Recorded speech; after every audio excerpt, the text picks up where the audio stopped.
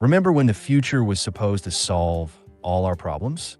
Flying cars, robot butlers, world peace? Yeah. Instead, we still have spam calls and loud microwaves. Let's talk about modern problems that, for some reason, just won't go away. Charging cables that break instantly. Okay, let's just start with the absolute clown of modern design. Charging cables that fall apart if you even look at them the wrong way.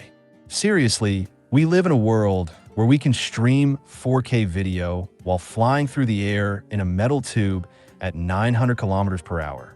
We've got artificial intelligence writing love songs, self-driving cars, and toilets that can analyze your gut bacteria.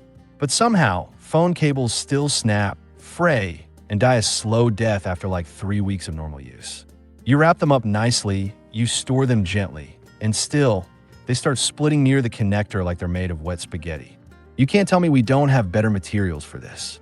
We literally build rockets that survive re-entry into Earth's atmosphere. But your $25 cable? Nah, that thing can't survive being unplugged too many times. And the worst part is, we've all just accepted it. We don't even question it anymore. When your charger stops working, you don't ask why. You just sigh, shake your head, and add a new one to your online cart like it's a monthly subscription. Oh cool, this one's braided. Maybe it'll last 2 months. We've created an entire economy around cable replacements. There are protector sleeves, magnetic heads, retractable cords, even tiny silicone clips that you can buy to reinforce the part that shouldn't be breaking in the first place. It's basically duct taping a bandage onto a product you just bought. And don't even get me started on the companies that deliberately make their cables proprietary, so you can't just use any old wire lying around. You've got drawers full of almost the right one. USB-A, USB-C, Lightning, micro USB, mini USB. It's like Pokemon, but more expensive and less fun. If you want to see how advanced our civilization is, don't look at our smartphones. Look at the cords we need to keep them alive. We're somehow living in the future while charging our future devices with the durability of a fruit roll-up. Receipts that are way too long. You ever buy a pack of gum and then get handed a receipt that looks like the Dead Sea Scrolls? No joke, you go into a convenience store, grab one item, and walk out with a receipt that could double as a scarf. It's packed with offers, promotions, survey links, loyalty points, and just to make it extra dramatic, maybe a barcode or two for a chance to win a free coffee. Who even has the time? And the irony is, half the time you don't even want the receipt. The cashier doesn't want to print it. You don't want to carry it. It just exists because the system says it has to. It's like a ritual. Buy an item, receive ancient prophecy on thermal paper. The worst part? These receipts are almost always printed on coated thermal paper, which means they're not recyclable. They just go straight into the trash. Multiply that by billions of transactions a year, and we're basically chopping down forests to document your $2 bottle of soda and suggest you download the app for 10% off your next one. And let's talk about the health angle. A lot of thermal paper still contains chemical coatings that rub off on your hands. So not only are you getting a completely useless paper trail, you're getting a bonus dose of surprise endocrine disruptors just for holding it. Now, you might be thinking, can't we just go paperless? And yes, we can. Digital receipts are a thing. They've been a thing for years. Some stores offer them, and it's great. But somehow, so many still default to the old school printout. Why? Because systems are old, managers are lazy, and updating infrastructure is expensive. And because, let's be honest, not everyone wants to type their email address into a germy touchscreen at checkout just to receive proof that they bought some gum. So we end up in this weird middle zone where the technology to fix the problem exists, but inertia keeps dragging us back to our 2005 habits. Like, yeah, the earth is burning, but sure, let's keep printing 4-foot receipts to advertise shampoo coupons no one uses. Captchas that ask you to identify traffic lights. You're just trying to log in. Maybe check your email, book a train ticket, or sign into a forum you haven't visited in years. Then suddenly, you're greeted with humanity's most passive-aggressive gatekeeper, the CAPTCHA. Please select all images containing traffic lights. Okay, easy enough. You click the obvious ones. Then comes the catch. One square has a tiny corner of a traffic light, just barely visible. You squint. Is it part of the pole? Is that red pixel light part of a brake light or the actual light? Who knows? So you click it, then it resets. Now you're identifying bicycles, or buses, or palm trees. And here's the thing, these aren't just random tasks. You're literally doing free labor for machine learning. Every time you click a blurry image of a fire hydrant, you're helping train an AI how to recognize stuff in real life. So basically, we're the ones building Skynet one street sign at a time. And if that wasn't enough, some of these CAPTCHAs now ask you to type out distorted text that looks like it was written by a drunk spider with a broken keyboard. You guess. You get wrong. You guess again. Suddenly, you start questioning your own humanity. Like, am I even real? Because apparently, this website doesn't think so. It's ironic that these systems are supposed to prove you're not a robot, but the whole experience feels exactly like something a robot would design to annoy humans. It's like a weird test of patience and eyesight, designed by a neural net with a mild sense of humor. You'd think by 2025, we'd have come up with something better than prove you're human by playing pixel bingo with stop signs. But no, we're still being tested by grainy surveillance cam photos like it's 2011 and the internet's still figuring out who to trust. Ridiculously long terms and conditions. All right, let's talk about the modern contract no one reads but everyone agrees to. Terms and conditions. You download a new app. Before you can even see the splash screen, you're hit with a wall of legal text longer than most Russian novels. You scroll, and scroll, and scroll. Somewhere around page 17, you start wondering, is this still English? Let's be honest, no one reads these. Like, maybe one person in the world reads them, probably a bored lawyer with insomnia. The rest of us, we just click accept and pray we didn't just sign away our kidneys. But it's not our fault. These things are designed to be unreadable, full of vague phrases, legal jargon, and loopholes so wide you could drive a bus through them. They bury important stuff, like how your data will be sold to third parties. Right in the middle of paragraph 43, in a sentence that starts with including but not limited to. You might not realize it, but some of the things you agree to in these T&Cs are wild. Some apps track your location even when you're not using them.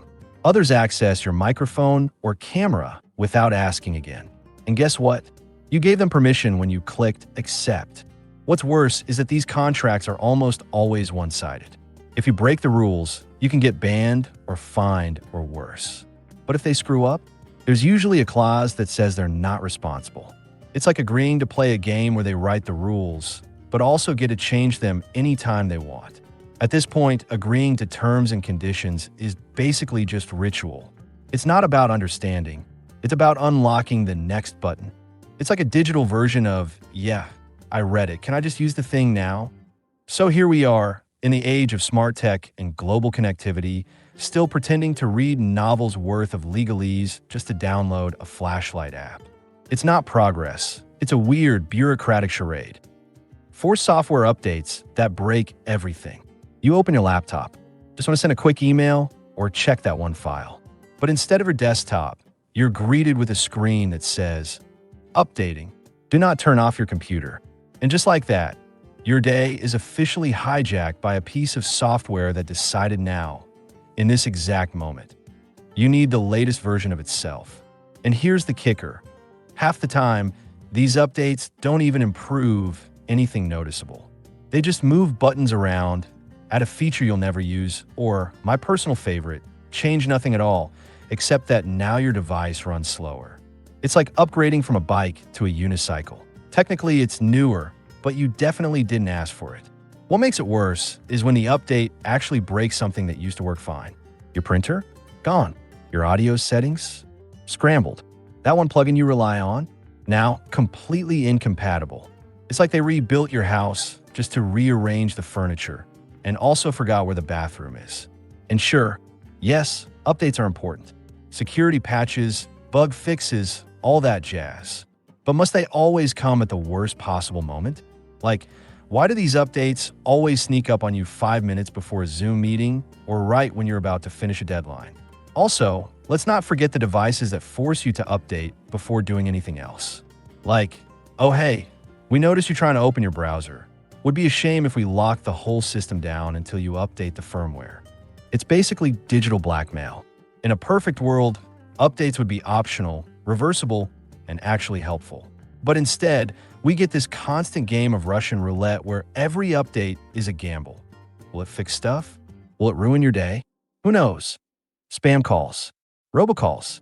Your car's extended warranty is about to expire. Calls. Whatever you call them, it's kind of wild that in 2025, we still haven't solved this.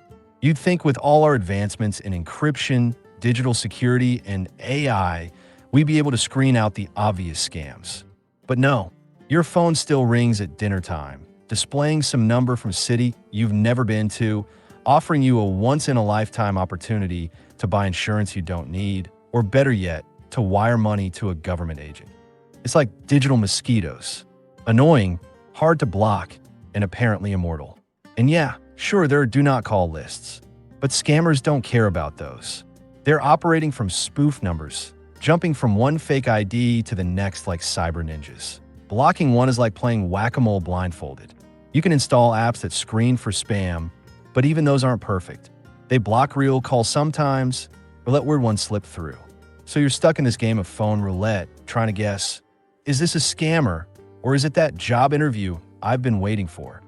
It's baffling that we've digitized money, automated entire jobs, and built rockets that can land themselves. Yet somehow, we still haven't made phones that know not to let a robot yell about fake lawsuits into your ear. Microwaves that still don't have a mute button. Let's end with something simple, but surprisingly enraging. Microwaves. Basic, reliable, part of modern life. But why? In the name of all things logical, do most of them still beep like a heart monitor in meltdown mode? Like, yeah, we get it.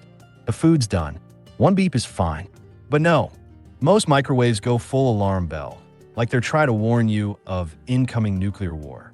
And if you don't open the door immediately, it beeps again and again, every 30 seconds, forever, or at least until your soul leaves your body. And worst of all, most of them don't have a mute button. We're in the era of silent dishwashers, whisper-quiet laptops, and even smart thermostats. But this one metal box insists on yelling at you every time you reheat soup. There are entire Reddit threads, DIY hacks, and YouTube tutorials teaching people how to disassemble their microwaves just to disable the beep. Because manufacturers haven't figured out, or maybe just don't care, that some of us like to make midnight nachos without alerting the entire neighborhood. It's a little thing, but it's also kind of symbolic. It shows how certain everyday annoyances persist. Not because they're hard to fix, but because no one bothered to change them. It's the culinary equivalent of we've always done it this way. Funny how the future fixes the big stuff, but leaves all the tiny annoyances behind. Thanks for watching. Don't forget to like and subscribe. See you in the next one.